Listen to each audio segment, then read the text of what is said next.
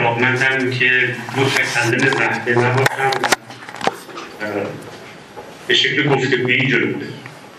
بنابراین پس از هر بخش که معمولا 8 تا 10 اسلاید هست مکس خواهیم کرد و حداکثر 10 دقیقه در خدمت دوستان خواهیم بود برای اینکه سوالهایی رو که همون موقع دارن مطرح. این هم به شما کمک میکنه که با بحث ارتباط بیشتری پیدا بکنید و درگیر بشید و هم به من کمک میکنه که جهت سوالها رو بهتر بفهمم و تکیه‌هایی که آدم میخواد بکنه توی مباحث مختلف رو بدونم کجا میشه سریعتر رد شد و کجا باید بیشتر تأمل کرد و توضیح. در بخش اول به تمهیدات میپردازم، در بخش دوم به فراگفتمان‌ها، در بخش سوم به روش‌ها و در بخش آخر به در واقع اتوریته و مسئله اتوریته و نقشش در ساختن آینده. مقدمتاً در اسلاید بعدی می‌بینید که 3 نکته رو خواستم روشن بکنم که توی این گفتار بیشتر از اون که جوابی ارائه بشه سوال ارائه میشه، به دلیل اینکه پرسیدن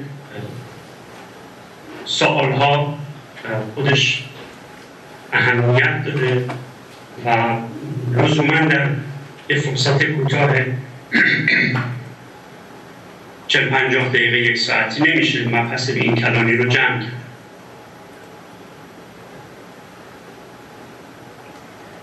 دوم این که بحث آینده یه چیز منفردی نیست، یک چیز اکادمیک نیست، یک چیزی نیستش که مثلا فقط سیاستمدارا به اون بپردازن. کاریست که ما همه انجام میدیم. مثلا مهمانی قراره بیاد، میدونیم 2 روز دیگه میاد، آینده تا 2 روز بعدمون رو بررسی میکنیم. میدونیم که آخر هفته میخوایم یه کار خاصی بکنیم، مثلا خونمون رو تعمیر. الان مجرد هستیم میخوایم ازدواج کنیم، یه برنامه‌ای داریم برای ازدواج، یا ازدواج کردیم میخوایم بچه دار بشیم، نمیخوایم سال اول بچه دار بشیم، میخوایم سال دوم یا پنجم بچه دار بشیم.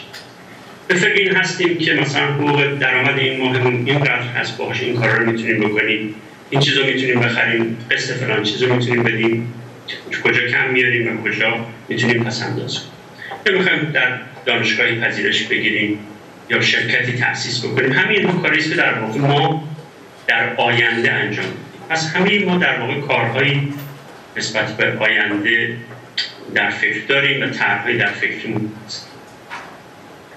من از همین نکته ابتدا میکنم و حرکت میکنم که ببینم ما چجوری اصولا راجع به مسائل فردی خودمون و بعد مسائل اجتماعی خودمون راجع به آینده فکر. نکته سوم این که قرار نیست من اینجا سرنوشت جمهوری اسلامی رو تعیین کنم و یا جناح خاصی رو تقویت کنم یا جانب جناح خاصی رو بگیرم. بحث من بیشتر در شیوه شناخت آینده است. هر کسی با هر مشتی قاعدتاً باید بتونه از این متدولوژی استفاده کنه. در اسلاید بعد اشاره میکنم به اینکه اصولاً آینده شناسی یک تاریخی داره در بین ما و تاریخ خیلی مهمی هم هست. این گذشته آینده شناسی در بین ما ایرانی هاست. ایرانی همیشه با آینده حساس بودن و سند براش موجوده. یعنی شما میبینید نگره زرتشتی، درک زرتشتی از جهان در 12,000 سال تقسیم میشه و بنابراین میدونه که در پایان هر هزاره چه اتفاقی میفته و چگونه باید حرکت بکنه تا به سمت پایان جهان بره. تو نگره شیعی هم شما یک نقشه مشابه میبینید. 12 امام وجود داره، معلومه که اصطلاح آخر الزمانی هست و حتی بعد از غیبت امام آخر هر 100 سال یک مجدد دین پیدا میشه، یک کسی که دین رو احیا میکنه دوباره. و من فکر میکنم که در ظهور انقلاب اسلامی همین اندیشه انتظار برای اینکه یه مجددی رأس نعم یا رأس 100 سال ظهور خواهد کرد خیلی کمک کرد.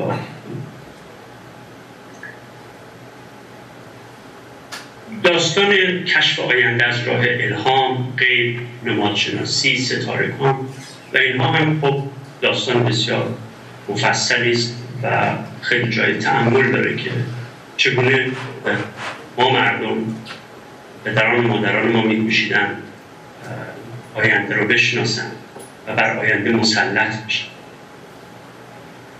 اینها طبعا اشاره هست من میکنم. ورود در هر کدوم از این بحث ها خودش جداگانه فصل مفصلی لازم داره، ولی من میخوام در واقع اون در زمینه بدم راجع به بحثی که داریم میکنیم. یکی دیگر از اون زمینه ها در اسلاید بعدی میاد. در واقع اینها اون شمایی در زبان فرهنگ ماست از مفاهیم آینده، مفاهیمی که مربوط به آینده است. بعضیش خب جدیده، مثلا دوراندیشی یا آینده نگری. دوراندیشی نه، به خصوص آینده نگری. بعضیش قدیمی تره، مثل مفهوم پیشگویی یا مفهوم داشتن جام جمع یا مفهوم فلسفی قضا و قدر، مفهوم بسیار مردم پسندانه سرنوشت، مفاهیم دولتی یا مالی مثل برنامه‌ریزی، بودجه بندی، یا مفاهیمی مثل تاکتیک و استراتژی. وقتی شما راجع به استراتژی صحبت می‌کنید در واقع دارید راجع به آینده صحبت. و اینکه در آینده چه اتفاقی میفته، سناریوهای مختلف داریم. در پایان این بحث باز برمیگردیم به سناریو. ولی یکی از اون سناریوها برای ما مردم همیشه دست کم این 300-400 سال گذشته و در بین شیعیان به 1100 سال گذشته آخر زمان بوده. برای زرتشتی ها هم همینطور. چشم‌انداز 20 ساله خودش یکی از اون مفاهیمی است که ما رو با آینده نزدیک و آشنا می‌کنه. ایران 1400 که در موردش کتاب نوشته شده، بحث شده و تازه دیدم فیلمی هم ایران 1100 ساخته شده. اینا مفاهیمی است که راجع به آینده ما رو خود مشغول می‌کنه. ستاد حوادث غیر مترقبه در واقع یه جور آماده شدن برای آینده‌ای است که غیر منتظره است. وقف مثلا خودش یک آینده بینی هست. وقتی من چیزی رو وقف میکنم انتظار دارم مثلا این کاروانسرا رو وقف زائران امام رضا میکنم. انتظارم این هست که این زیارت امام رضا در سالها و قرنهای آینده ادامه داره، پس اونها یه جایی لازم دارن این کاروانسرا مخصوص اون روی آینده بینی در این هست. در هر پیمانی در واقع یک جور آینده بینی هست. از اصطلاحات دیگه که ممکنه ظاهراً نسبت به آینده نداشته باشه ولی داره، بحث نخبه کشی هست. در نخبه کشی فرض کنید من یک نخبه هستم، یک تحصیل کرده هستم، یک روشنفکر هستم، یک مدیر ارشد هستم. اگر بحث نخبه کشی رو باور کرده باشم، تصورم این خواهد بود که آخر عاقبت خوبی نخواهم داشت. این نوعی آینده من در کتاب. در اسلاید بعدی چند نکته رو راجع به زندگی فردی خودمون دوباره تاکید می‌کنم. برخی جنبه‌های زندگی هست که چه ما بگیم چه نگیم حاوی آینده نگری است. مثلا فرض کنید ازدواج. شما وقتی با خانم یا آقای ازدواج می‌کنید، در واقع دارید برای آینده دراز مدت خودتون فکر می‌کنید. فکر می‌کنید با این مرد، با این زن میشه 20 سال 30 سال زندگی کرد. بخواید بچه دار بشید، طبعاً یه مسئولیت بزرگی که برای تمام عمر رو برای آینده فردیتون انتخاب می‌کنید. انتخاب شغلتون هم همین. اگر انتخاب کردید که مهندس بشید، انتخاب کردید که برنامه‌ریز کامپیوتری بشید یا توی دولت کار کنید، بازار کنید، همه اینها در واقع آینده شما رو تعیین می‌کنه. خرید مسکن هم، انتخاب مدرسه، انتخاب رشته دانشگاهی، مهاجرت از شهری به شهر دیگه، از کرمانشاه بیاید به تهران یا از تهران تصمیم بگیرید برید شمال یا از اونجا بیاد از ایران کلاً بیاید خارج از کشور، همه اینها تعیین کننده است برای آینده. پس ما محاصره هستیم در واقع با آینده. یه اشاره‌ای هم در اسلاید بعدی می‌کنم به منابع فکری که در ایران تا امروز مطرح هست. نخست به نویسندگان خارجی اشاره می‌کنم مثل الوین تافلر که چند کتاب مهمش منتشر شد و خب اصلا بحث آینده نگری رو به نحو در ایران چند کم بعد نوبت هانتینگتون و فوکویاما بود که یکی با بحث پایان تاریخ، یکی با بحث به اصطلاح مبارزه تمدن‌ها با هم دیگه آشنا شد افکار عمومی ایرانیا با اون. خانم شهیندخت خوارزمی هست که مترجم کتاب‌های تافلرنس و خودش هم در این زمینه نوشته. بایزید مربوخی هست که آخرین نفری است که دیدم در این خصوص اصولا کتاب نوشته به نام آینده نگر. تو این سطح علمی بیان تو سطح عامیانه‌اش مثلا پیشگوها مثل شاهنامه مصطفی ولی بعدا متوجه خواهید شد که چرا من به اینا تاکید میکنم. مثلا پیشگوها ممکنه بگید اون ارزش علمی هم. بعدا اشاره خواهیم کرد که ارزش علمی داشتن یا نداشتن اونقدر در ساختن آینده متاسفانه نقش مستقیم نه. رهبران فکری ما مثل بازرگان، شریعتی، سروش و دیگران هم به آینده کمک کردن و آینده رو برای ما ساختن. اگر بازرگان میگفتش که پس از ما دیگران با سلاح با شما صحبت خواهند کرد، خطاب به دادگاه پهلوی اینجور آینده رو برای ما باز میگه. همینطور اگر شریعتی منتظر بود که انقلاب دینی اتفاق بیفته، امت اسلامی تشکیل بشه، ما رو به اون سمت راند.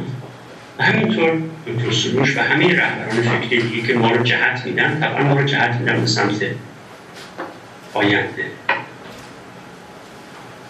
در اسلاید دو سه اسلاید آخرین بحث هم که در اسلاید 8 هستیم، سوالهایی از آینده رو که میان ما مطرح هست یادآوری. مثلا آیا کمبود آب ایران رو به زوال خواهد کشاند بعد از سرسانی همچین اتفاقی دارد؟ آیا واقعا شهر بزرگ ایران بی آب میشن و هیچ وقت آب نباشه زندگی نیست، آینده نیست؟ آیا باعث نزاع‌های گسترده بین مناطق ایران میشه؟ شما الان می‌بینید بعضی از مردم اصفهان، مردم خوزستان دارن اعتراض نسبت به آب، انتقال آب نداشت. آیا بدون ایجاد سطح فراغت کار روزانه فصل در سطح پیشرفت علمی اگر نتونیم فراغت فراهم کنیم، امکانات ایجاد فراغت رو نداشته باشیم، فرصت مطالعاتی استادان این سمت پیشرفت هم داره، میتونم در مطالعات دقیق بکنم. اگر مطالعات دقیق نکنم ما همیشه دنبال رو نخواهیم بود. آیا اراده طبقه حاکم برده بودن بین متوسط یا مهارش وضعیت رو به کجا خواهد کشید؟ آیا تا اینجا باید هیچ نشانی از زوال طبقه متوسط میشه دید که در آینده مثلا در 20 سال آینده نشانی از طبقه متوسط ایران نمانه؟ آیا مهاجرت نخبگان خودش بخشی از زوال هست یا نیست؟ و اگر نخبگان بیان بیرون تماما آیا ایران به کشور محبه مدرن برنمیگرده؟ اینا طبعا سوالاتی است از آینده. در سلاید 9 می‌بینید که این سوال‌ها رو ادامه میدیم.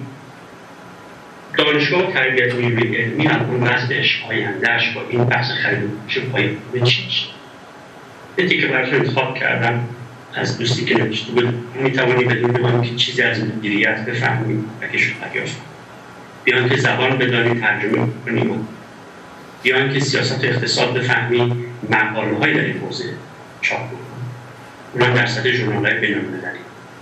آیا وضعیت دانشگاه چه خواهد شد با این مسئله و آیا این سیاست دولت پنهانی داره تقویت میکنه برای اینکه دانشگاه رو از بین تا در مقابل مثلا آثار مدرنیته رو در ایران نابود بکنه و مثلا اون حوزه‌های علمی رو تقویت کنه؟ نشانه‌های ممکن اینجا پیدا بکنیم برای این مسئله.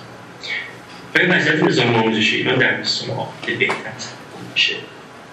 آیا کم سوادی گسترش پیدا از مدرسه یا سواد؟ آیا نشر دیجیتال آینده دار هست؟ وضعیت الان نشر دیجیتال خیلی ظاهرا جذاب هست. آیا مشتری هایی هستن که به این سمت نویسنده‌هایی هستن که بخوان کتابشون اینجوری منتشر بشه؟ چقدر بازار داره، چقدر میشه اینو گسترش داد؟ هم سالهای از آینده هست. یا بپرسید از خودمون اصولا خرید آنلاین در ایران چه مثلا چه کتاب باشه، چه کالا باشه؟ این سوالا رو در اسلاید بعدی به شکل دیگری هم می شود پرسید که عینی‌تر است. چه چیزی آینده‌دار است؟ روی چی میشه سرمایه گذاری کرد؟ مثلا من میخوام سرمایه گذاری کنم، میخوام پایان نامه بنویسم، اصلا این هم نوعی سرمایه گذاری، میخوام وقتم رو 1 سال 2 سال صرف یک تحقیق بکنم. چه چیزی آینده داره؟ روی چی باید مطالعه بکنم که ارزش داشته باشه؟ یا نه دیگران دارن آینده هایی رو میسازن، من منتظر چی باشم در جامعه خودم، در خانواده خودم، در محله خودم؟ مثلا در سطح کلان آیا ما باز هم به تولید سلطنت، به باز تولید سلطنت خواهیم پرداخت؟ آیا فرهنگ ما این سلطنت رو باز تولید میکنه؟ مشکل در فرهنگ در کجاست؟ آیا اصولا آیندگان دموکراتیک؟ چه نشانه‌هایی می‌بینیم که فکر می‌کنیم داریم به سمت دموکراسی؟ آیا روابط جنسی آزاد در آینده ما در انتظار ماست؟ روابط دو جنس چه بود؟ آیا تلویزیون خصوصی در ایران رایج خواهد شد؟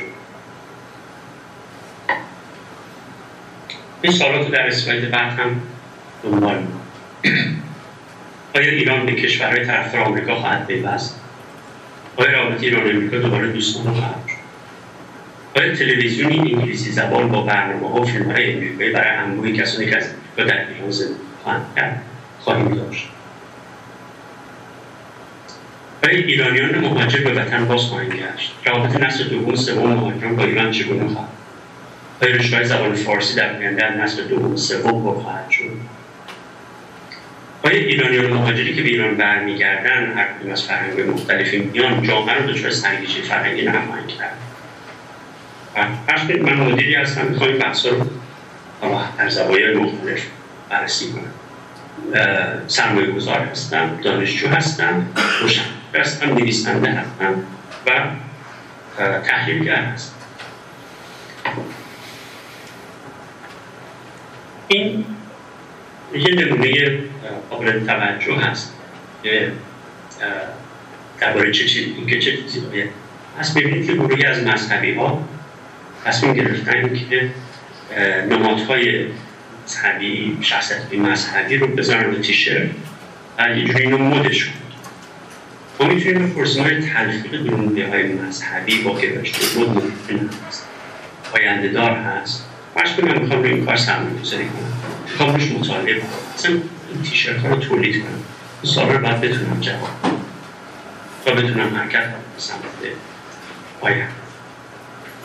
فکر می‌کنم این برای بحث اینجا کفایت هست.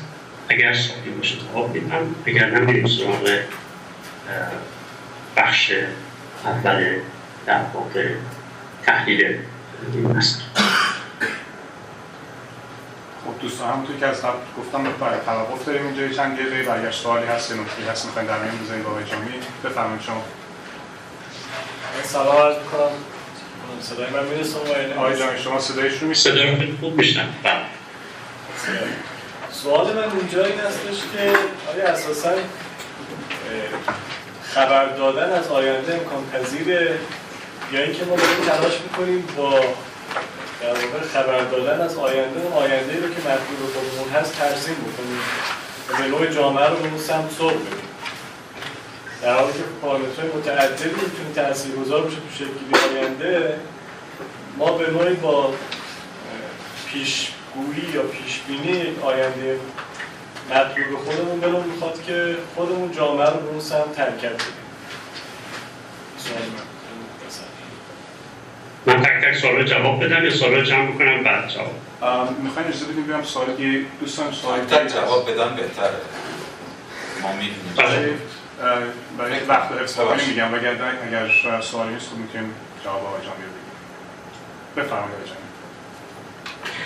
خبر دادن از آینده ممکن هست خودش گزاره‌ای است که باید بررسی بشه. یعنی چی؟ ما مسلماً پیغمبر نیستیم، اگه مطلوب این پیشگو هم نیستیم، از عالم غیب هم باخبر نیستیم، پس به این معنی خبر دادن از آینده ممکن نیست. اما این کاری است که ما هر روز داریم انجامش میدیم.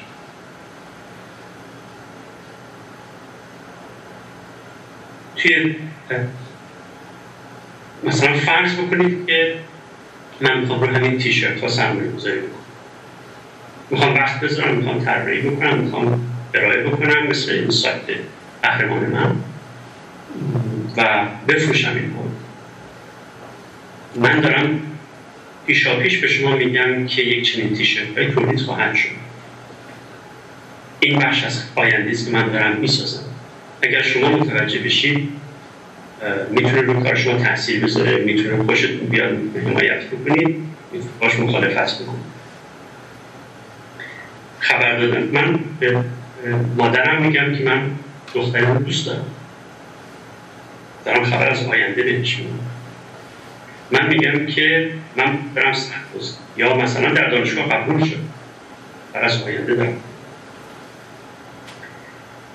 این رو اگر بازش بکنیم، مثلا برنامه دولت رو دیم، برنامه مثلا که بودجه میده به مجلس به شما میگه به یک سال آینده چه خواهد کرد، داره خبر میده از آینده.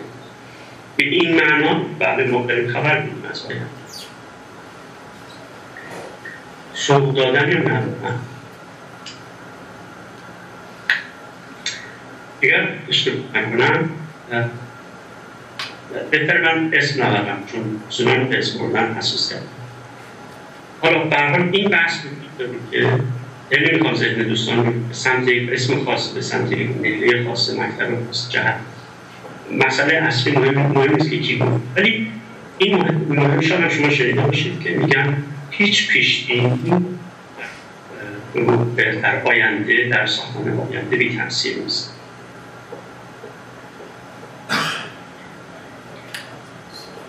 هر نوع شما پیش بینی بکنید آینده رو تغییر می‌کنه. این نمونه خیلی خیلی ناراحت کننده‌اش برمیگرده به پیش بینی ابوالحسن بنی صدر از پایان جنگ. وقتی که ابوالحسن بنی صدر از ایران رفت بیرون، پیش بینی می‌کرد بین گفت متأسف که اینها یعنی طرفداران آقای خمینی جنگ رو ظرف 3 ماه تمام می‌کنن. من معتقدم یکی از دلایل طولانی شدن جنگ درست همین پیش‌بینی صدر. بنی صدر با این کار باعث شد جنگ طولانی بشه. چرا؟ برای اینکه طرفداران آقای خمینی می‌خواستن حرف او به اثبات نرسه. یعنی به نحو عکس تأثیر گذاشت. بیایم سر سوق دادن و ندادن. ما هممون داریم سوق میدیم به سمت آینده. هر کسی به سمت با انتخابایی که میکنیم، حرفایی که میزنیم، با موازی که میگیریم، بریم آینده رو بسازیم. مثلا فرض کنید شما شاید اشاره کنید این است اگر شریعتی نبود شاید انقلاب اسلامی اون ما رو سوق داد به سمت انقلاب اسلامی. من جور دیگه نگاه میکنم. من فکر میکنم که اگر شریعتی نبود یک شریعتی از بین ما برمیخواست. شاید طبعا نبود با اون دقتی که بینن مثل شریعتی باشه، ولی اون وظیفه رو بسیاری بر دوش گرفتن و شریعتی یکی از بهترین اونها شد. بنابراین همه ما دستن در کار ساختن آینده و سوق دادن به سمت آینده هستیم. اینکه آخرش خوبه یا بعد بحث دیگه است، ولی اینکه این کار ما داریم میکنیم نظر من تردید درش نیست.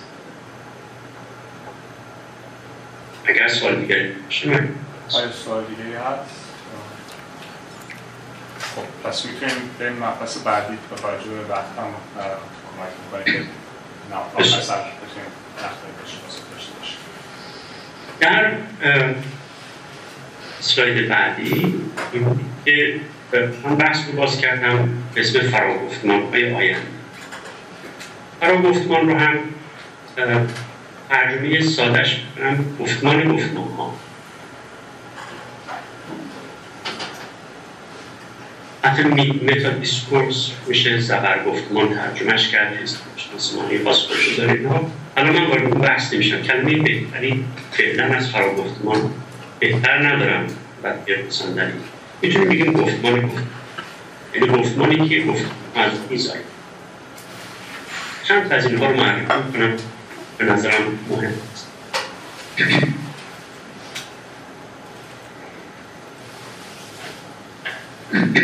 اولش به فاصله ما و دنیای دیگر.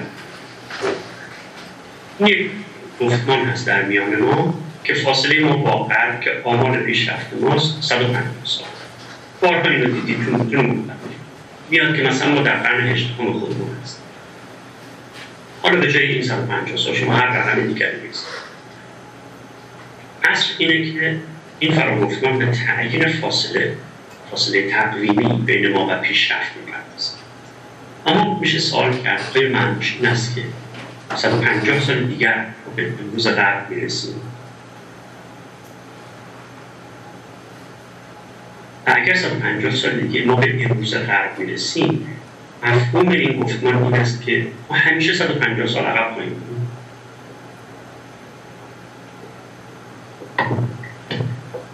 در اسلاید بعدی دو نکته مطرح میشه از چیزایی که میتونیم اسمش رو ویژگی‌های ذاتی پنداشته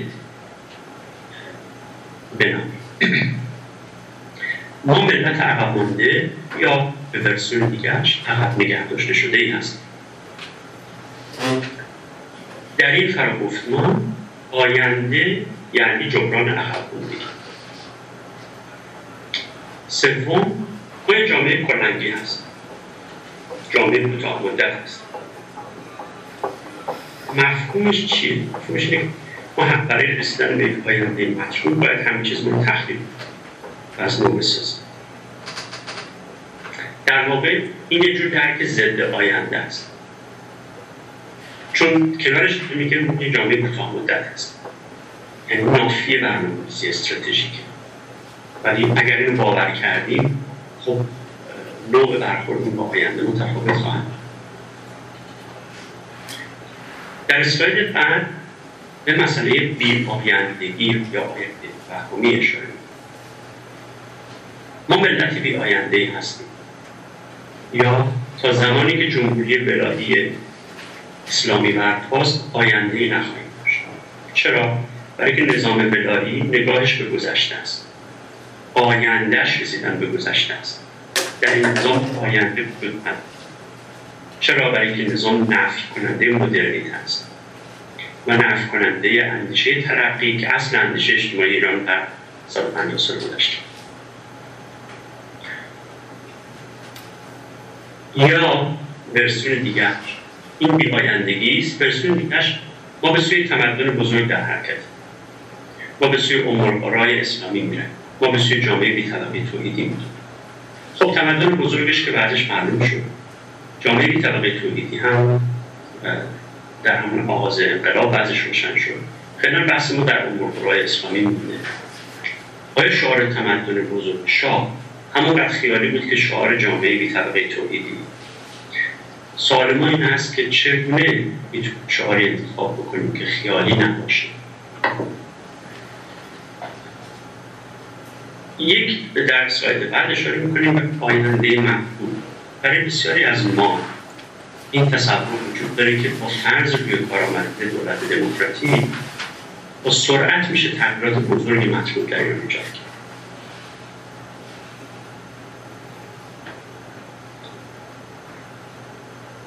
این 6 تا فراگفتمان در نظر بگیرید. حالا بیاید یک بررسی شاهد بکنید.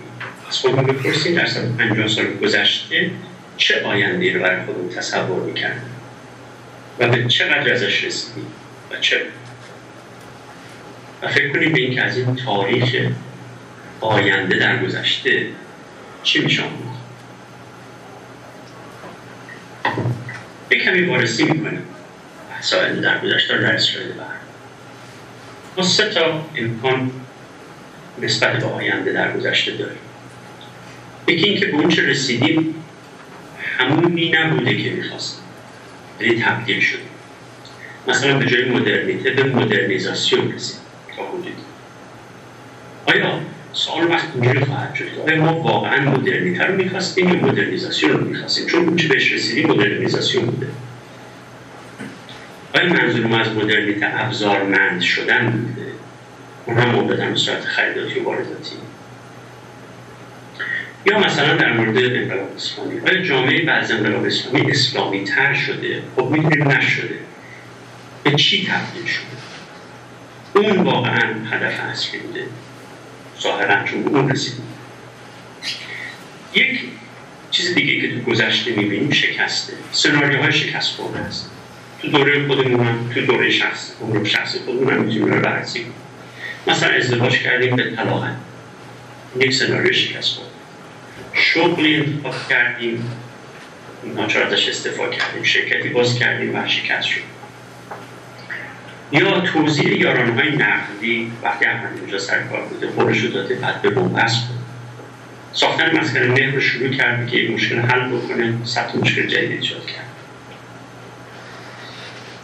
از جا هم میابید مثلا رشد پیوسته و بگیری داریم در جامعه زنانه ایران از مشروطه تا امروز.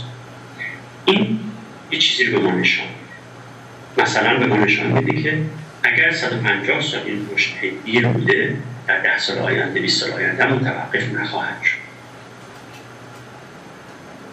یا رشد سینما ایران در 50 سال اخیر، این رشد به ما نشون میده که این سینما سمت آینده داره و به سمت آینده حرکت.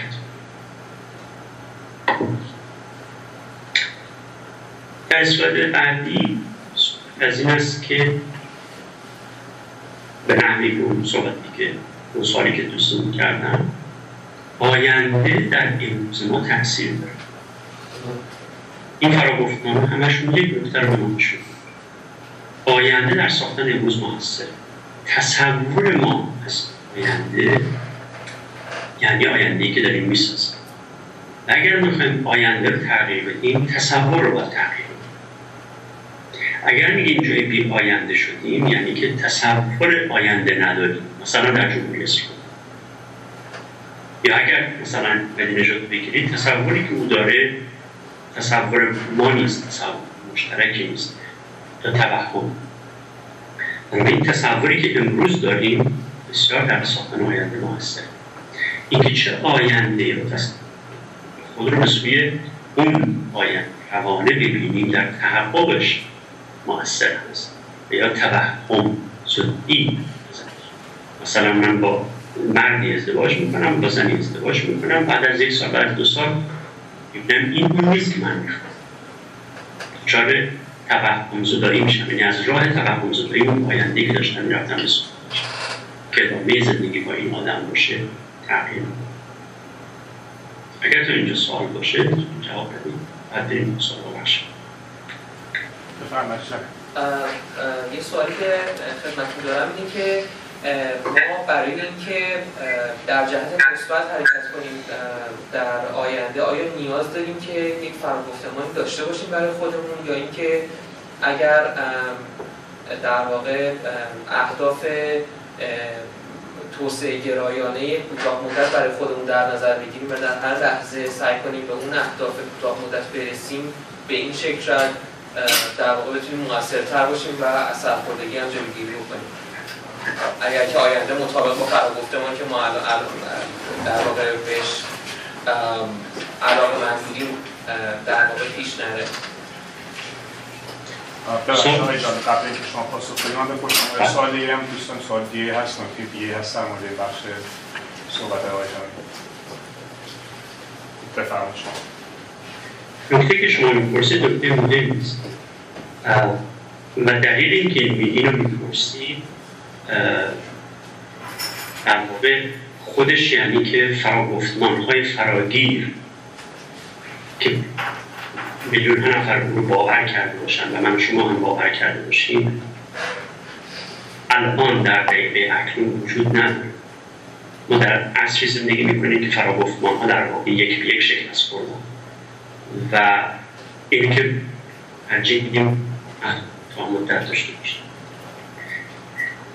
ولی هیچ هدف کوتاه مدتی اگر اینا رو بذاریم کنار هم دیگه متوجه میشیم هیچ کدوم از اینها بدون فراگفتمان نیست.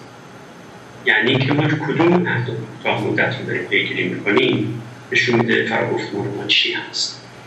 کاری که ما میتونیم بکنیم این است که از اون اهداف کوتاه مدت فراگفتمان خاص خودمون رو استخراج کنیم و سعی کنیم مشترکاتش رو با دیگر اهداف کوتاه دیگر دوستان دیگر اعضای مجموعه آشکار رو پیدا کنیم و بنابراین فراگفتمان وسیع‌تر درست کنیم برای که آینده بعداً توضیح خواهم داد توی بخش بعدی که با اتوریته ساخته میشه. اگه این اتوریته فردی باشه یک مقدار تاثیر، اگر 2 نفر، 3 نفر، 5 نفر باشه تاثیر بزرگتری. مثلا فرض می‌کنید اگر منو علیرضا می‌خواستیم این بحث رو 2 نفره انجام بدیم ممکن بود، ولی چون شما انجمن هستی حالت وبینار پیدا می‌کنه، حالت سخنرانی پیدا می‌کنه، نوع ژانرش فرق می‌کنه، نوع مباحثی که روش مطرح میشه، نوع ورود و خروج در مسائل فرق می‌کنه. یه انجمن قدرت بیشتری داره، نوع تاثیرگذاریش فرق می‌کنه با یک فرد. من علیرضا اگه بخوایم با هم دیگه صحبت بکنیم اینو نمیاد تو فیسبوک اعلام بکنیم که دیگران هم بیان تماشا بکنن، گوش بکنن. من علیرضا دوستان اینو صحبت بکنم. ما وقتی می‌رسیم به یک انجمن شیوه بحث تعرض شیوه تاثیرگذاری چند فرق. من توصیه‌ام این است که بکوشیم برای فردیم گره بزنیم دیگران برای 2 دوست 3 تا دوست باشیم 8 تا دوست باشیم هر میتونیم این تا هر بزرگ بریم سراغ قسمت بعد. در بخش بعدی من سعی می‌کنم یه مرور بکنم رو روش‌های مطالعه اجتماعی آینده. چرا مطالعه اجتماعی؟ برای اینکه انواع اقسام روش‌های مطالعه وجود داره. مثلا اگر من کارشناس نفت باشم، چون که همین کارشناس نفت انجام میدم، میخوام آینده بازار رو بشناسم. اون چی که من دارم میگم به بازار نفت مربوط میشه. در مورد بازار نفت هم صدق میکنه بخشم تا حدودی، ولی بحثی که من دارم میکنم درباره اجتماع است. توی تمام رشته‌های مختلف شما امکان آینده نگری دارید. اون چی که من دارم میگم ولی به مطلب اجتماعی. از اینجا شروع بکنیم. مثلا فرض بکنید که ما داریم میگیم 30 و چند سال هست، داریم میگیم نظام جمهوری اسلامی فرو میباشد. ما که میگم یعنی اپوزیسیون، گروهایی که در خارج از کشور بودن یه دی زیادن در بوده، ولی عموماً توی گروه‌ها در خارج از کشور بود. و این اپوزیسیون مرتب غلیظ‌تر و عظیم‌تر و وسیع‌تر شد. افرادی بهش اضافه شد، موضوعات بیشتر شد. خب این اتفاق نیفتاد. سوال این است که آیا جمهوری اسلامی تا امروز مقاومت کرد یا تحلیل ما از آینده خطا بود؟ یعنی 30 سال پیش ما آینده رو خطا می‌دیدیم که مثلا به زودی فرو می‌باشد. بختیار همین رو میگفته، بنی صدر همین رو میگفته، مسعود رجبی همین رو میگفته، بعد رهبران بعدی همین رو میگفتن. بعد بیایید برسیم مثلا رهبران 7-10 سال اخیر رو بعد از جنبش اسلامی. تحلیل ما احتمالاً از آینده خطا. این دومی رو بگیریم احتمال بیشتری داره که بفهمیم چرا داریم خطا می‌کنیم. در اسلاید بعد اشاره می‌کنم به اون بحث قدیمی که مردم در دین ملوک خودشون هست، دین پادشاهان خودشون هست. تو ملوک رو و پادشاهان رو من اینجا فقط سیاسی نمیگیرم، هر گروه صاحب نفوذ میگیرم. پس ملوک سیاسی و ملوک رسانه‌ای فرض. ملوک سیاسی رو بررسی کردن یه روش قدیمی و به جا هست. مثلا با مطالعه سیاست فرهنگی رضا شاه میشد فهمید که چه اتفاقاتی خواهد افتاد. مثلا اگه شما در 1305 بودید، در 1907 بودید و جهت آینده ایران رو می‌خواستید ببینید، با سیاست فرهنگی رضا شاه رو می‌تونستید بفهمید.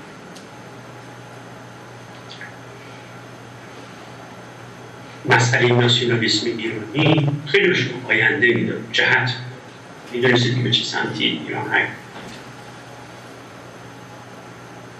یه روش بعدی غیر از سیاست فرهنگی رسیدگی به بحث افراد صاحب نفوذ و گروه صاحب نفوذ رسانه‌ای است. مثلا اگر که افکار عمومی رو ما در سال 55 مثلا 56 بررسی بکنیم، قطعا میتوانیم پیدا بکنیم که انقلاب به زودی اتفاق میفته.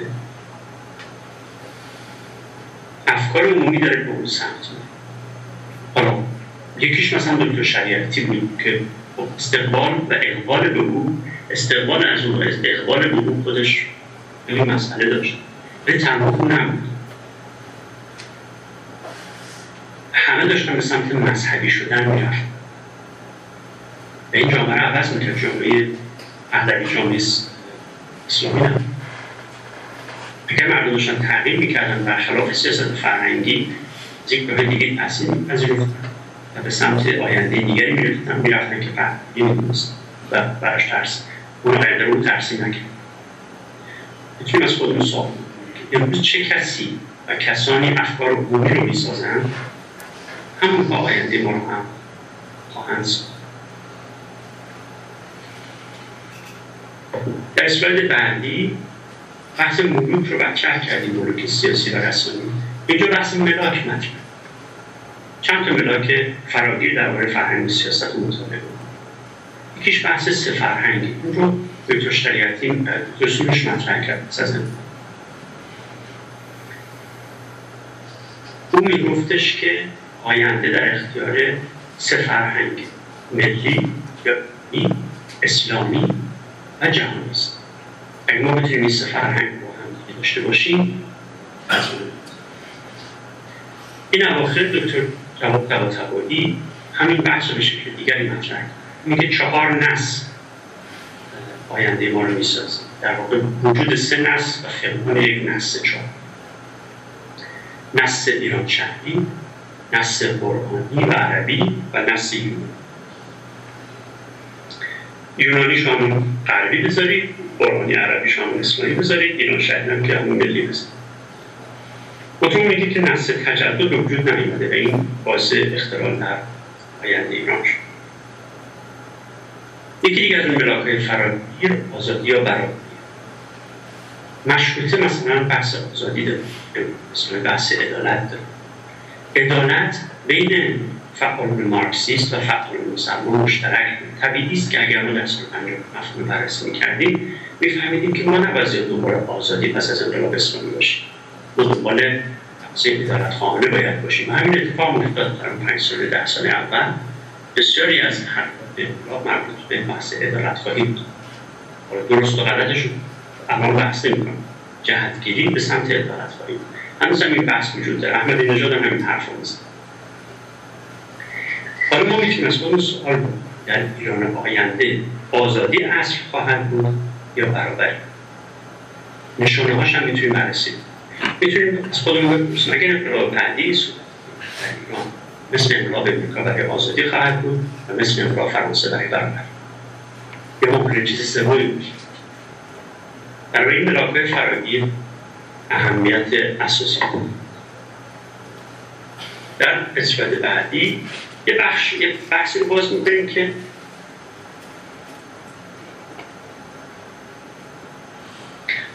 مقدمه‌ای است بر این که ما اصولاً چگونه آینده رو می‌سازیم یا چگونه آینده ساخته میشه. ما در هر دوره‌ای یه بسته همگن و کارساز و نسبتاً جامع نیاز داریم. اگه به تاریخ خودمون نگاه بکنیم، در دوره رضا شاه، در دوره مشروطه، در دوره پهلوی، ناسیونالیسم این بحث داشت، ارائه میکرد. سابقه زیادی هم داشته، دلایل روشنی هم داشته. دانشگاه و بروکراسی دولتی هم اون حمایت میکرد. حالا حوزه مخالفت میکرد. ولی اقتداری نداشت.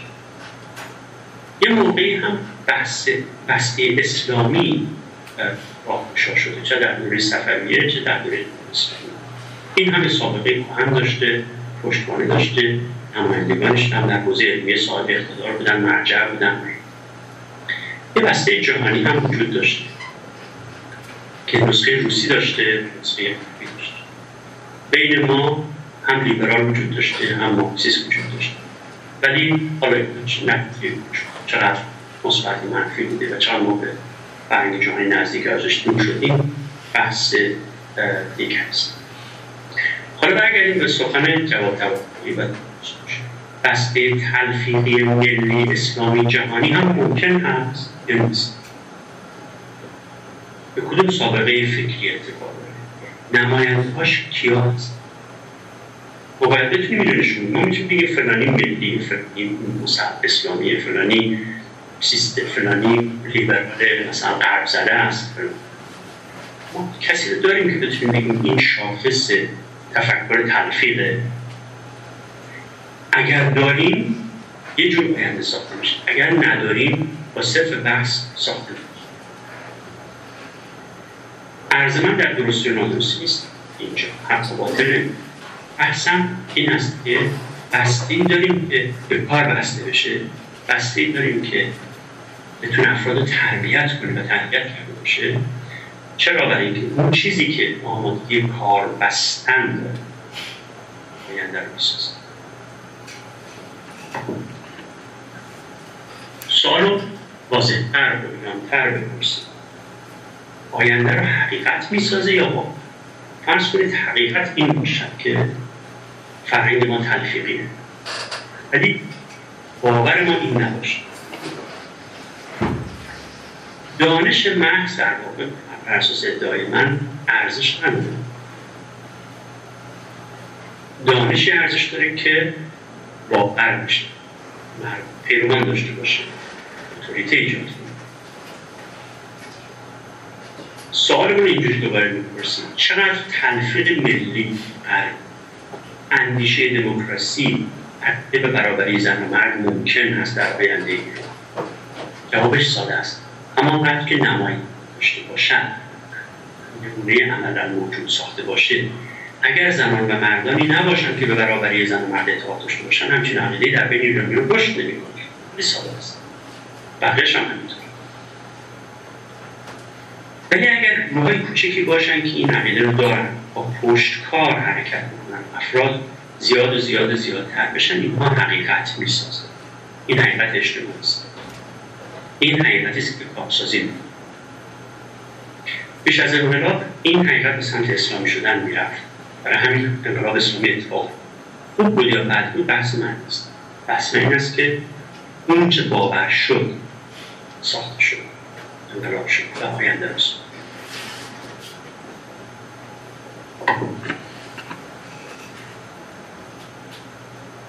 یه جور دیگه به این بحث نگاه کنید: نطفه آینده کجا بسته میشه؟ اینجا برمیگردم به اون صحبتی که دو تا دوستان مطرح کردن، سوالی که این روش کشف آینده پیدا کردن عقاید جازم هست. دوگ میگن، دوگماتیک میگن، من این رو علاقمند نیستم چون مفهومی که داره چیز دیگه هم فعلا براش پیدا نکردم. عقاید جازم یعنی عقیده‌ای که شما رو حرکت میده، عقیده‌ای که به شما باور میده، عقیده‌ای به شما جهت. مثلا نگاه بکنید، نمونه مختلف شما. من عاشق آیفون هستم. اگر من واقعا عاشق آیفون هستم، آینده معلومه. هر نسل تازی از این ابزار رو میخوام. بنابراین من اگر تاجر آیفون باشم، می‌دونید به عاشقان آیفون رو زیاد کنم، آینده خودم تصمیم می‌گیرم. شما بگید سوق داره میده به سمت آینده. این هر جور دیگه صحبتش می‌کنه. واقعیت‌ها همین است. یا بگید من میدونم نمیشه مجله‌ای درباره زنان در ایران منتشر کرد. روشنه که ناشر چنین مجله‌ای من نمیتونم داشته. یا بگم من معتقدم که دختر باید در نوجوانی شوهر. اگر من این اعتقاد داشته باشم، آینده فرزند دختر باشه این هست که زود شوهر کنم. راه دیگه هم نداره. مثال دیگه شو نگاه کنید. من به دوئل برای دفاع از شرافت مردانه قائلم. برای احتمالی که در دوئل جان من هست. من به خشونت اعتقاد دارم. این ادعای روشنفکری چی؟ روشنه که آینده رفتاری من با عدم خشونت سازگاری نداره. من به تضمینی بودن رأی مردم در سیاست اعتقاد دارم. در نتیجه انتخابات نظر من تعیین کننده واقعی سیاست نیست. من فکر میکنم حق اونجاست که قدرت آنجاست. بنابراین به قدرت نزدیک میشم، مفهوم مبارزه برای من رنگ میبازه، عضو از اپوزیسیون نمیشم. من به بازی برد اعتقاد در شیوه مذاکره سیاسی من باخت متمرکز خواهد شد. سایت تعریف نقد دولت روحانی و ظریف اینا که اصلا مگه میشه در بازی دو طرف ببرن؟ یکی باید ببره، یکی باید بدست. اگر اینجوریش رو نگاه بکنید به مذاکره، همونجور مذاکره نخواهید کرد اگر به برد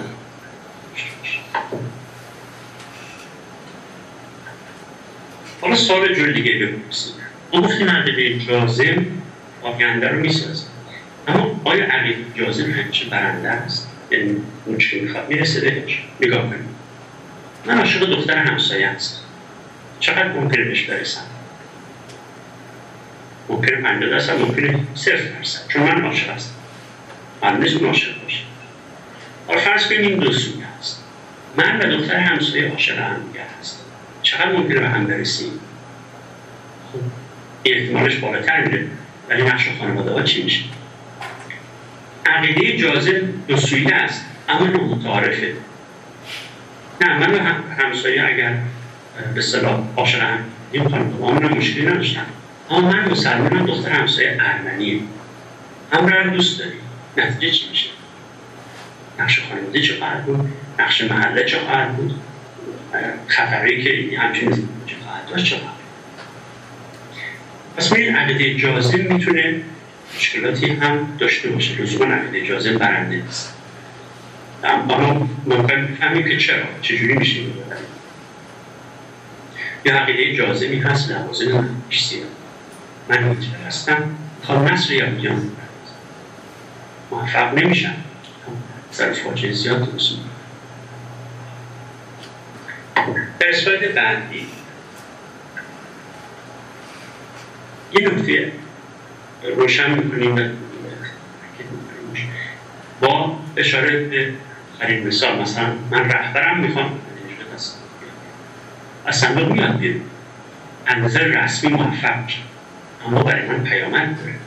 در منظر مدیریتی شکست می‌خورم، در منظر اجتماعی سلب مشروعیت میشم، یادم جلوی من نیسته، خطوات بعدی هم به یک غیر جلوی نیست. در سیاست من شکست می‌خورم. بنابراین مسئله مسئله از دید عقاید جازم، مسئله عقاید جازم و میزان مقاومت در برابر است. آینده از رویارویی عقاید جازم میشه. وقتی عقاید جازم رو میشناسیم، اشکال مقاومت رو هم در برابرش باید چه کنیم بشناسیم. مقاومت مستقیم و غیر مستقیم، انواع اقسام فشارها برای اینکه عقیده جازم رو در هم بشکنه محدود کنه.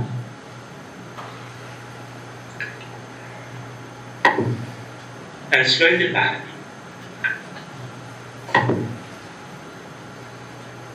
روش غیر مستقیم رو اشاره میکنم.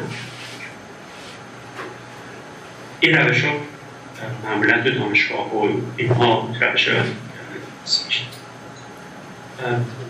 چون من بحثم تخصصی نیست، وارد بحث تخصصی این رشته هم نمیشه،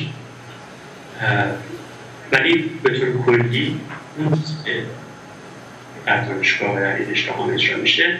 از این اصولی که درست کردم میشناسم. میاد بررسی میکنه میگه مسائل جامعه شناختی و جمعیت شناختی چا بیانشان ترکیب جمعیتی داره عوض میشه. مثلا ترکیب شهری و روستایی در سال 25 به 75 بوده، 30 سال بعد 75 به 25 میشه. خب یه معنایی داره از نظر مدیریتی، از نظر سیاسی، از نظر امنیتی، از نظر آموزشی. بس هم 140,000 دانشجوی ایرانی در سال 57 تبدیل میشن به 3.5 میلیون دانشجو در سال 90. این اتفاق مهم بسیار از چیزا رو جا بشه. رشد شهرنشینی بنابراین آینده خاصی رو که ایران نشان میده. من نمیخوام بگم چه آینده، چون خودش قابل مطالعه است، خودش 1,000 بحث توش داره. رشد شهرنشینی وقتی دخترها در دانشگاه ها از پسران پیشی میگیرن، منصف چه آینده میشیم. مثلا میتونیم کنیم این مشروع هم بیشتر به زن ها میرسه، نه از کجا میگیم آره، از کجا میگیم. وضعیت امروز اقتصادی چه آینده نشون میده. تضعیف ریال چگونه رفتار اقتصادی میزان آلودگی هوا چه آینده برای شهرنشینی‌ها نشان میده.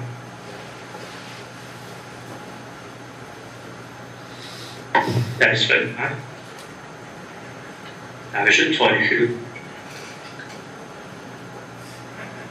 برگردیم به سال 56 54 اگر ما در اون سال‌ها می‌کردیم مردم چه چیزی رو تحسین می‌کنن می‌دونستیم شکل دیگری خواهد تحسین چه چیزی رو تحسین می‌کنیم همونجا به همون شکل وجود میاد. از شیوه برخورد افکار عمومی با رخدادهای پیشین رو درک کرد. مثلا میشه فهمید که اگر ما چند سال قبل از مصدق بررسی تا چند ماه قبل از سقوطش رو میتونیم بفهمیم که ما مصدق موفق نخواهد شد.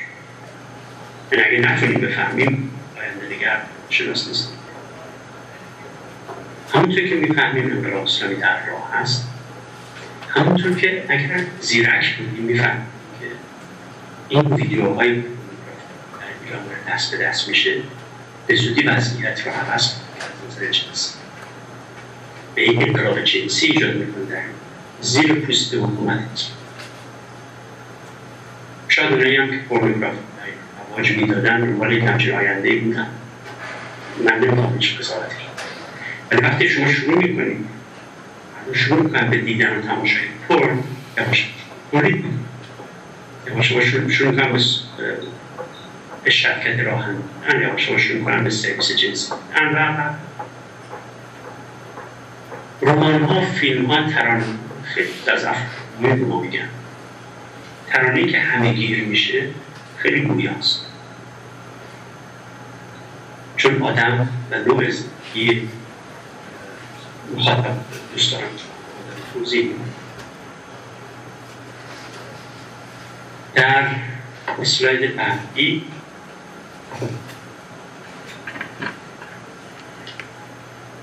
این شماره 29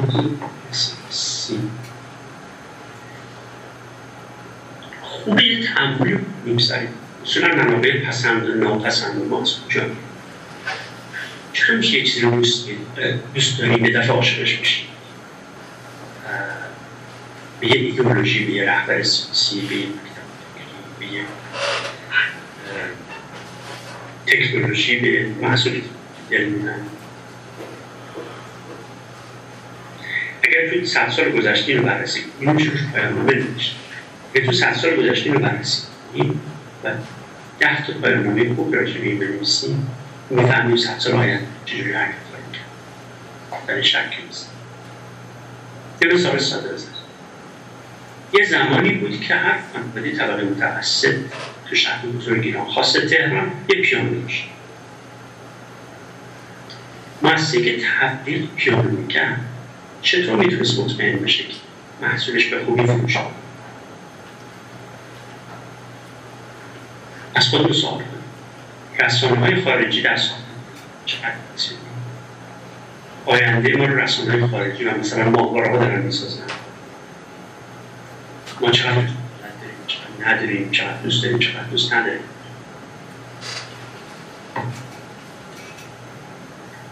بیایم سراغ برای اسلاید برنامه‌ریزی برای آینده. پسند و ناپسند ها شکل مختلف ظاهر میشه. سطح دولتی تو برنامه‌ریزی ایران معاصر بارها شده در توسعه برنامه‌ریزی آینده. بخش از اونچه در آینده اتفاق میفته این برنامه‌ها شکل پیش میدونیم. اما آیا این برنامه‌ها همیشه کامیاب هستن؟ اجرا میشن؟ چرا اجرا نمیشن؟ چرا وقتی اجرا میشن ما یه دیگه انتظار همراه هستن؟ دولت هم پشتشه، پول پشتشه. پاسخ کوتاهی داره. مراکز برنامه‌ریز و مراکز صاحب و همپوشی کامل بحث آخر من هست بعد از پرسش پاسخ اگر که پرسشی باشه.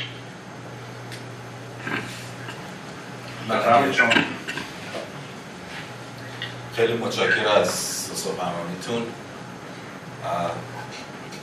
دانشو من میبینن یا نمیبینن ولی مهم نیست. در اول سخناتون شما صحبت جالبی کردین، اسم نویسنده معروفی رو آوردین، آقای الوین تافلر، و بعد از کتاباش یاد کردید که خیلی جالب بود، خیلی به موقع بود. خواستم ازتون سوال کنم که به نظر شما کدوم یکی از پیشبینی‌های الوین تافلر از همه بیشتر امروزه انجام شده و به مورد اجرا قرار گرفته؟ دوستان سوال دیگه هست در مورد این بخش صحبت آقای جامی؟ من سوالی که دارم، من فکر میکنم که یک میزانی از بحث شما به این آینده در گذشته که فرمودین بعد از اتفاقات خب ساده هست ما برگردیم و بگیم که خب این اتفاقات به این دلایل افتاد، اما پیامدهای عرضی خیلی از اینها رو باید نگاه کرد، ضمن که اتفاقات هم بی تأثیر نیست در مسائل. با این همه من میخوام ببینم که شما، سوال اصلی من این هست، حالا شما چجوری میبینید آینده ایران رو؟ الان مراکزی که برنامه‌ریزی هستن کیا هستن، کجا هستن؟ این سوال هست. شکر. دوستان دیگه سوالی هستن از این بخش؟ آقای جامی در خدمت شما هستید. الوین تافلر خب با کتابش رو خوندی، اون چند تا بحث اساسی داره که من نباید اونها رو بیان کنم، چون اولا که خب اونها همه نوشته شده و روشن و دوستان مراجعه کنم. ثانیاً حوزه کاری غرب هست و روش کاری اون هم اون چیزی که برای من جالبه و خب شما خودید میدونید جا به جایی در قدرت، یعنی به اون بحثی که الان من میخوام بکنم هم انجام کردم و پس از این هم مرتبطی. اون نشون میده که چجوری دانایی داره تبدیل میشه به در واقع ثروت. یعنی اگر قبلا شما زمیندار میبودید، جزء اشراف میبودید، مالک میبودید و این کارخونه دار میبودید تا به اصطلاح ثروت تولید میکردید، حالا کافیست که در واقع صاحب دانش باشید. و مثالی که اون میاره در واقع اگر اشتباه نکنم مایکروسافت هست. یعنی مایکروسافت در واقع ثروتش رو بیل گیتس از طریق میراث پدر یا مزرعه یا کارخونه یا نمیدونم اینها پیدا نکرد، از طریق دانش پیدا کرد. این دانش به ثروت در اون چیزی که تافلر شد. ولی نکات کوچیک زیاده. مثلا فرض بکنید وقتی که میگه که اگر ما همه کارخونه ها رو رباتیک کنیم، چون که کردن و داشتن میکردن و بیشتر شد در مثلا ژاپن، در امریکا و در جاهای دیگه، یه اتفاقی که میفته این است که ما بیکاری تولید میکنیم.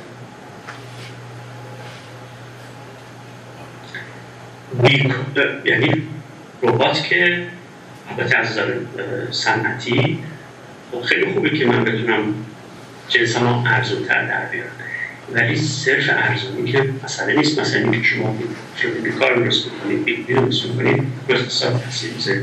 نیست به ما ماشین شما رو دارید و یه مشکلات دیگه ایجاد میکنید، بهش وام میدید، ما دیگه انباشته میشه، بعد نمیتونه پرداخت بکنه یا بحران اقتصادی ایجاد میکنه، مثل اون که در مورد بازار مسکن امریکا اتفاق. اینا چیزیست که البته تافلر یکی از 10 نفری است که در زمینه آینده کرد. یه بازار کار مثلا یا شیفت‌های بزرگ تمدنی مطالعه کرد. اما اون که ما داریم بحث صحبت کنیم عمدتاً روی ایران هست، اسکیل کوچکتری هست نسبت به جهان و رابطه فهمیدن رابطه خودمون با جهان داخلی و جهان خارجی.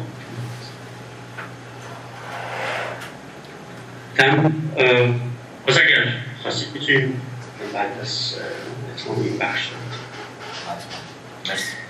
ما در مورد اینکه دوست دیگر میگفتن که پس از اینکه چیزی اتفاق باشه ساده است تحقیق کردنش اجازه بدید مخالف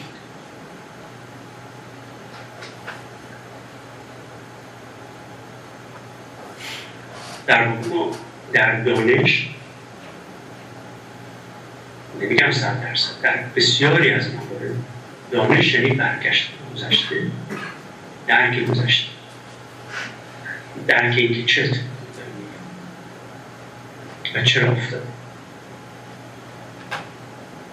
در حوزه فیزیک، در حوزه شیمی، در حوزه اسکن، شما فرض بکنید خانه‌هایی می‌سازید که بیدم و باید مطالعه بکنید ببینید چرا بیدم دارید لاستیکی میندازید زیر ماشین که زود میترکه، باید برید مطالعه بکنید ببینید چه اتفاقی افتاده توی کارهای مختلف که این رو میسازید، کجا اشتباه صورت میگیره، اون رو رفت کنید برای آینده.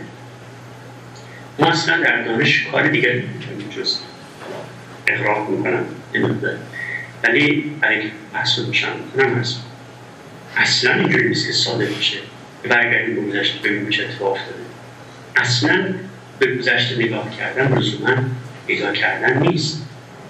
ما برای پیدا کردن روش لازمه. اون چیزی که من دارم در این بحث میگم در واقع روشی است برای شناخت گذشته تا این بحثی و این رو یاد بگیریم که چگونه آینده متخصص بشه، شناخته بشه و شکل. یعنی اگر ما نتونیم آینده در گذشته رو بشناسیم، آینده از امروز به بعد نمیتونیم بشناسیم. اینکه آینده ایران از این چه به بعد چه خواهد شد رو اجازه بدید در پایان بحث کنیم. چون گفتم یک سوال هست ولی به قول انگلیسی ها سال میدونم به این سادگی نمیشه بهش جواب داد و همه بحث من اینه که چرا پیچیده است؟ چه پیچیدگی باید در واقع پیچیده بودن کافی نیست. چه پیچیدگی باید داره و چه میشه بازش کرد، اوراقش کرد و شناختش. بریم سراغ بخش آخر.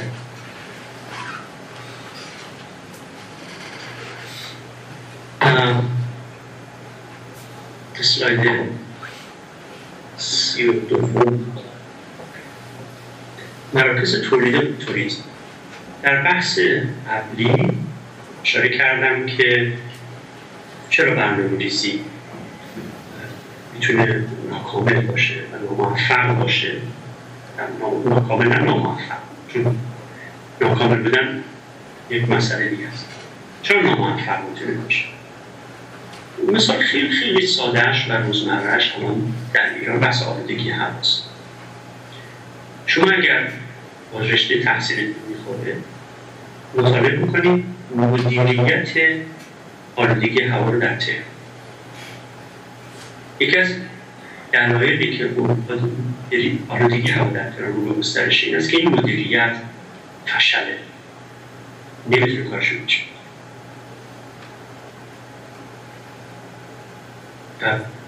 در واقع اتوریت‌های مختلف اینجا درگیر. شما میرید قوانین دولت قانون می‌ذارید و اونی که صاحب اتوریته است میره قانون دور میزنه است.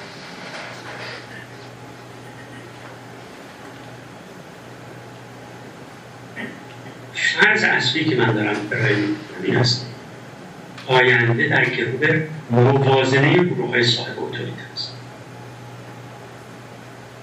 دو بخش از این مسئله رو من بررسی کردم. یه بخش سیاسی و یه بخش اجتماعی. از منظر سیاسی اگر این مراکز قدرت امروز کجا هست؟ حوزه علمیه جریان وابسته بهش، سپاه و جریان‌های وابسته بهش، اپوزیسیون وابسته بهش، اپوزیسیون مستقیم است. چندین جور دیگه همیشه تقسیم بندی کردم. من دارم مدل ساده شد عرض می‌کنم. در اسلاید بعدی یه نگاه بکنیم به بسته‌های فکری که این اتوریته‌های سیاسی دارن ازش استفاده می‌کنن. بسته‌های آماده وجود داره، مثلا ولایت روحانی و ولایت فقیه، سلفیگری شیعی یا فاندامنتالیسم، اسلامگرایی، هر جور که اسمش هست، سکولاریسم، ایرانگرایی و آریایی چه مشروطه تر، قومگرایی و تجزیه گرایی، مدنی یا لیبرالیسم، یعنی گرفتن حقوق یا قیام کردن، چپگرایی مارکسیستی یا غیر مارکسیستی. این اوتوریتاریسم که اینا بحث‌های فکری است که اوتوریتای سیاسی امروز دارن ازش استفاده می‌کنن، پوزیسیون یا پوزیسیون. یه سری بحث‌ها هم هست هنوز آماده نیست، مثل اعتدال، جمع‌گرایی، اصلاح طلبی. اینا هنوز با همه تلاش شده، بسته آماده نیست، سرتش روشن نیست. پراگماتیسم اجتماعی خیلی شناخته شده نیست در ایران، مثلا به امریکا شناخته شده است، ایران شناخته شده نیست. رئال پالیتیک هم همینطور.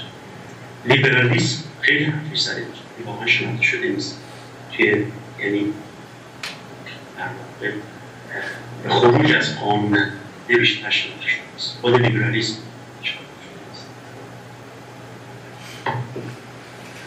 توی اصلاح بعدی همین برش از اجتماعی که من اجتماعی میزنم، روهای صاحب نفوذ و اندیشه و روی عقل اجازه 100 همچون زنان هستند که قبلا اشاره کردم 150 سال در اینجوری رشد.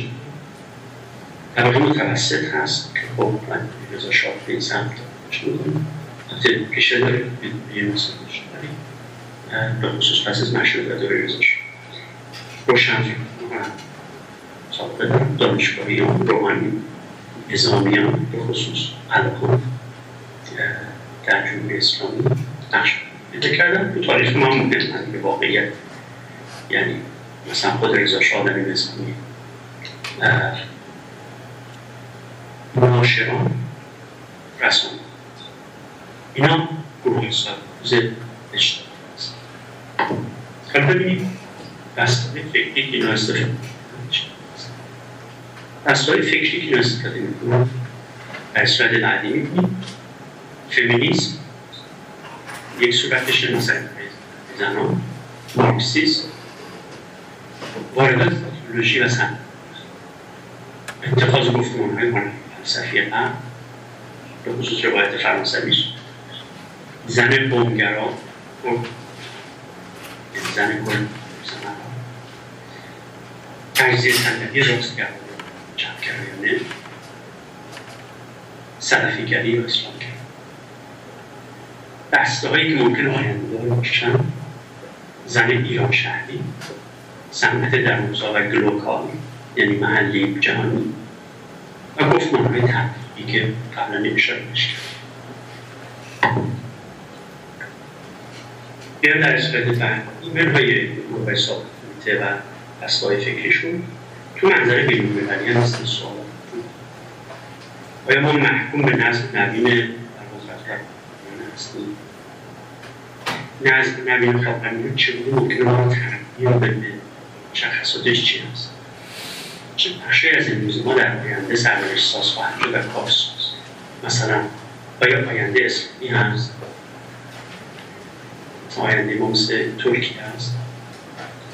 آیا آینده چینی امریکایی؟ چین با قول جدید اقتصادی هست و امریکا که برای اونجا صاحب منافع و اینا به یه ساخته میرسن و هم همکاری میرسن و ما اینجوری آینده‌مون تغییر میشن. آیا عمر طبقه متوسط که ماها بهش وابسته هستیم به پایان رسید یا وارد اصل تحول تازه‌ای شدیم؟ در مورد مصر مثلا گفته شد به درستی که این انقلاب طبقه متوسط وضعیت توی ایران چجوریه؟ آیا جنبش سبز انقلاب طبقه متوسط بود یا نه؟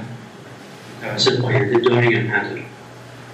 و اگر هم داشته باشه یا نداشته باشه مسائل منطقی داره بهش کمک میکنه یا میکنه؟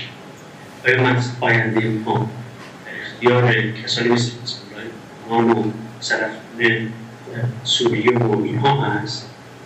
گروه هایی مثلا جمهور از بین حکومت رو دست بگیرن، بعضی ما طالبانی تر بشه، بعضی ما آزادی تر بشه.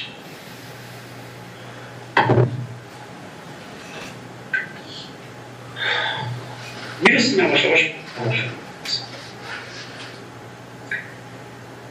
وقتی ما راجع به در اسلاید بعد وقتی ما راجع به اوتوریته صحبت میکنیم، دو نکته رو باید هم اوتوریته ها خود به خود صاحب حکومت نمیشن. یه مراحل پذیرفتگی دارن که به شکل مختلف رو مثلا ایجاد محبوبیت. حالا این محبوبیت ممکنه برای دوبیش باشه، ممکنه برای سونش باشه، برای خامنه‌ای باشه، ممکنه برای بشار اسد باشه، ممکنه برای شاه عربستان باشه، ممکنه برای امیر دبی باشه. حالا این طیف هم داره، یه روش تا تقدس. الگوسازی از راه که از روش ایجاد محبوبیت. مثلا این همه شما مثلا تبلیغات تلویزیون میگید که بدید این عطر رو بخرید، اون شلوار رو بپوشید، این ماشین رو مثلا بگیرید، اینا یعنی الگوسازی. یکیش ایجاد محبوبیت، شبکه سازی روش دیگه‌اش ایجاد رقابت. از شما وقتی گروه قدرتی هستید میایید بالا، خودتون رو بسید هم ردیف کنید با صاحب قدرت‌ها و بعد سعی کنید رو حذف کنید و بعد کسانی که به شما وابسته‌اند اونها رو ارتقا بدید. مثلا توی آمیخته شدن شرکت‌های چیک زوری مثل این روش شما ایجاد ترس، نگرانی از مخالفت تا پیروی و اطاعت. مثلا شما رفتار جمهوری اسلامی در نظر، حتی رفتار امریکا رو به دولت منطقه در نظر بگیرید، و هر بخشش مربوط به ایجاد ترس. همین ترس هست که بعضی از این رژیم حاضر میشن که کوتاه بیان در یه چیز. ارائه مشبه‌ها هست در مقابل ترس. ابتکار خلاقیت هست در ارائه راه‌حل‌ها. مثلا فرض می‌کنید مثلا شما یه شکلات خاصی رو می‌خرید، بعد یه کسی میاد هم شکلات به شیوه تازه‌تری ارائه می‌کنه، خوشتون میاد اون می‌خرید. یعنی انواع اقسام ابتکارها تو تولید، تو بسته‌بندی و تو ارائه اینها می‌تونه به محبوبیت کمک کنه. به هموارسازی ارتباط، روش‌های به اصطلاح مدنیش، بحث عمومی، آگاه‌سازی، قانع‌سازی، اجماع‌سازی و نهایتاً دیدبانی نظارت مشارکت. شما با این کارها میتونید عقایدتون رو رشد بدید. مثلا انجمن شما این از بعضی از این روش هست برای اینکه انجمن قوی‌تری بشه. همونطور که شما تلاش می‌کنید برای خود اسلاید بعدی، همونطور که شما تلاش می‌کنید حوزه نفوذ خودتون رو زیاد کنید و حوزه تاثیرگذاری بر آینده زیاد کنید، یه سری مراکز مقاومت هم شما وجود خواهند اومد. اینا روش مثلا شایعه پراکنی و ضد خبر درست کردن یکی از اونهاست. خرابکاری، عموماً تحریک، عنصر برشتن حذف موقت بازداشتتون میکنم، بیتون میکنم، لازم شد حذف فیزیکی میکنم، ترورتون میکنم. روش دیگهش بایکوت. بایکوت ممکن است ای باشه یا محرومی باشه. یعنی مثلا فرض کنید مردم خوششون نمیاد از فلان مغازه، نمیرن ازش جنس بخرن، یه جور بایکوت. دولت از یک روشنفکر خوشش نمیاد، میگه آقا نگیرید، مثلا توی مقاومت مدنی، ناهموارسازی